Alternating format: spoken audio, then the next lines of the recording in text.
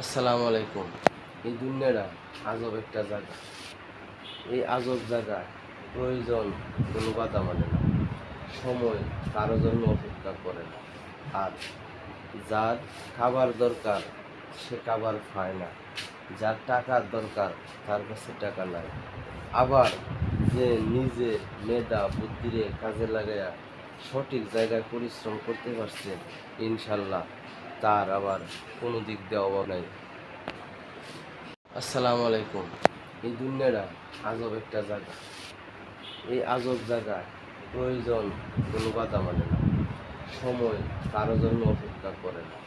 আর যার খাবার দরকার সে খাবার পায় না, যার টাকার দরকার তার কাছে টাকা নাই। আবার যে নিজে মেধা বুদ্ধিরে কাজে লাগাইয়া সঠিক জায়গায় পরিশ্রম করতে পারছে, ইনশাল্লাহ তার আবার কোনো দিক দিয়ে অভাব নাই।